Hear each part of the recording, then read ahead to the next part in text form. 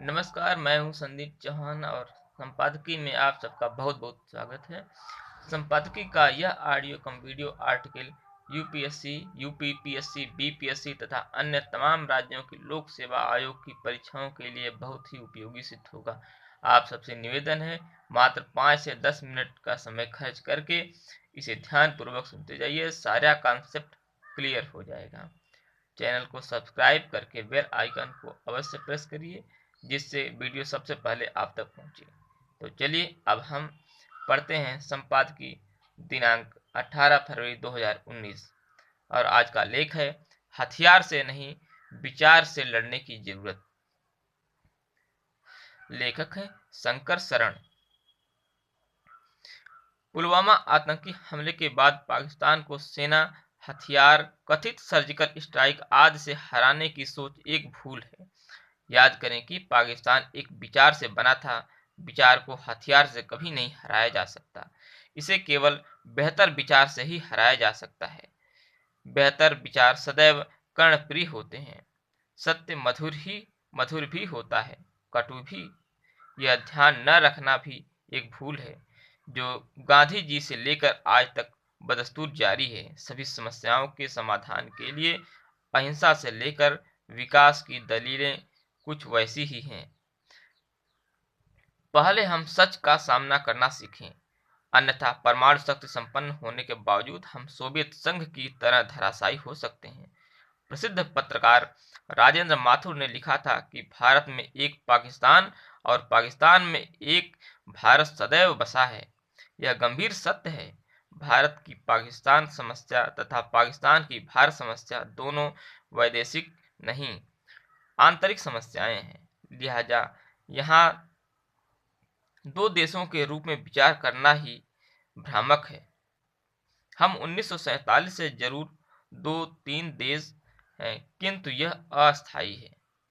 हजार वर्षों के इतिहास में 70 साल भी कुछ भी नहीं है। इसलिए तीनों राज्य भारत भूमि है जहां विराट सभ्यता संघर्ष चल रहा है। इसका परिणाम वैश्विक महत्व का होगा। अब तक दोनों पक्षों की समझ नासमझ, संदेह, हिंसक प्रकृति वही है जो अतीत में बार बार दिखी है। स्वतंत्रता पूर्व की जो भूमिकाएं मुस्लिम लीग, कांग्रेस और ब्रिटिश सत्ता के माध्यम से दिखती थीं, कमोबेश वही सबसे भिन्न भिन्न रूपों में जारी हैं। मालदा से लेकर मुंबई और श्रीनगर से लेकर गोधा तक वही कारनामे देश के भीतर जो लोग अंजाम देते रहे हैं। दुर्भाग्यवश हमने इस सभ्यता संघर्ष को नहीं पहचाना तो उससे निपटने की तैयारी भी नहीं की। पहले स्वतंत्रता संघर्ष में मुस्लिम भागीदारी के लिए कांग्रेस के विफल प्रयासों और भारत में पाकिस्तान से मैत्री के भारतीय प्रयासों में भारी समानता है। समस्या की पहचान, उन पर उचित विमर्श, फिर नीति तय करना न कि गांधी जी के समय से था न आज है। गांधी जी और कांग्रेस नेतृत्व इस समस्या का सदैव तात्कालिकता से ग्रस्त रहे। एक ही समस्या बार बार एक रूप में आती थी, फिर भी उसका आमूल अध्ययन नहीं किया। हमेशा किसी तरह तात्कालिक संकट से छुटकारा पाने तथा मूल समस्या से मुंह फेरने की प्रवृत्ति ही रही। श्री अरविंद जैसे मनीषी बिरले थे जिन्होंने समस्या को आंख मिलाकर देखा और सही समाधान बताया, पर ऐसे स्वरों को जानबूझकर अनसुना किया जाता था। हमेशा कोई वार्ता या किसी अन्य प्रक्रम के माध्यम से अस्थायी शांति स्थापना का शॉर्टकट हमारी अस्थायी कमजोरी रही। यह आसान उपाय की लालसा थी। यह लड़ने से नहीं, सच्चाई से बचने की भीरुता थी जो आज भी भयावह है। मुस्लिम लीग की अनुचित मांगें स्वीकार कर एकता की चाह जितनी दयनीय थी, उससे अधिक समस्या को और बिगाड़ने वाली थी। गांधी जी भी देख नहीं पाए।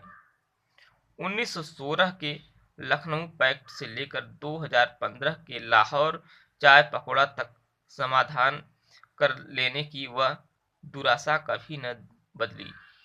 इसलिए जो दृश्य पहले था वही एक भयंकर विभाजन, अंतरहीन दंगों, आतंकी हमलों के बाद भी रूप बदलकर निरंतर चल रहा है। समस्या को किसी पाकिस्तानी नेता के साथ वार्ता के बाद कोई शाब्दिक उपलब्धि की संतुष्ट के रोग से ग्रस्त है। अनगिनत विश्वासघात, आक्रमण और विफलता झेलकर भी पुनः उसी लीग के सिवा कुछ नहीं सोच पाता, क्योंकि समस्या के मूल वैचारिक सभ्यतागत संघर्ष की अनदेखी करता है। यह संघर्ष किन्हीं विदेशी लोगों से नहीं, बल्कि हिंदू सभ्यता के प्रति अस्थायी बैर रखने वाले एक विदेशी साम्राज्यवादी अधम मतवाद से है। वह हमारे ही लोगों को मतांतरित कर हमसे लड़ाता रहा है। यहाँ सारे मुसलमान पूर्ववर्ती हिंदू ही हैं। यह तो गांधी जी से लेकर फारूक अब्दुल्ला तक बोलते रहे, मगर इसका मतलब क्या है? इसके उत्तर में ही समस्या का समाधान है। इसका उपाय हथियारों में नहीं, बल्कि दुश्मन तो चाहता ही है कि यह सैन्य लड़ाई लड़ती रहे। यही उसके लिए अच्छा है, क्योंकि वह इसके सिवा कुछ नहीं जानता। अन्य पैमानों पर वह एकदम खोखला है। इसे देखने के बदले हम भारत पाकिस्तान, कांग्रेस, मुस्लिम लीग या हिंदू मुस्लिम प्रसंग की सभी बातों, बड़े बड़े ऐतिहासिक तथ्यों तक को छिपाते रहे हैं। ऐसी एक तरफा सेंसरशिप ने हमें अंधेरे में रखा, जिसका पीढ़ीगत खामियाजा हमें बार बार धोखे और हिंसा के रूप में भुगतना पड़ा। इस बीच जैसे ब्रिटिश अपने हित में हमारे विरुद्ध मुस्लिम लीग कार्ड इस्तेमाल करते थे, तो कभी हमसे सहमत होकर लीग पर दबाव डालते थे, वही आज भी हो रहा है। पाकिस्तान पर यूरोपीय या अमेरिकी निंदा का कोई अर्थ नहीं। जब हमने मिथ्या कल्पनाओं से समाधान की आस पाल रखी है, हमने कभी नहीं सोचा कि पाकिस्तान ऐसा क्यों कर रहा है। वह एक स्वतंत्र मुस्लिम देश बनकर क्यों संतुष्ट नहीं हुआ? ऐसा इसलिए क्योंकि पाकिस्तान कोई सहज ही नहीं है, वह इस्लामी कब्जे वाला भारत ही है। उसे पूरे भारत पर वही कब्जा चाहिए जिसका उसके अपने शब्दों में कश्मीर केवल दरवाजा भर है। वास्तव में पाकिस्तान उस साम्राज्यवादी शत्रु मतवाद का शरीर मात्र है, तभी वह सामान्य देश जैसा आचरण नहीं करता। उसे भारत को तोड़ना है, वरना वह स्वयं टूटेगा। यही विडंबना भारत की भी है। यदि वह इस्लाम को हराकर कृत्रिम विभाजन खत्म कर पुनः भारतवर्ष की पुनः स्थापना का लक्ष्य नहीं रखता, तो यह और खंडित होगा। आजादी के बाद से असंख्य घटनाओं ने इसकी पुष्टि ही की। मिसी इंडियन मुजाहिदीन और हुर्रियत जैसे तमाम संगठन जिस काम में लगे हैं, उसे हम देखकर भी अनदेखा कर रहे हैं। यह उस सभ्यतागत वैचारिक संघर्ष से बचने की चाह है जिस दिन हम इसका सामना करना शुरू कर देंगे, उसी दिन से हमारी अस्थायी जीत आरंभ होगी।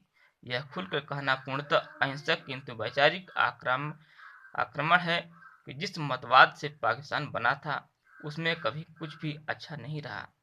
उसने आज तक अंतरहीन मारकाट, गुलामी, तबाही और अशांति के सिवा कुछ नहीं दिया।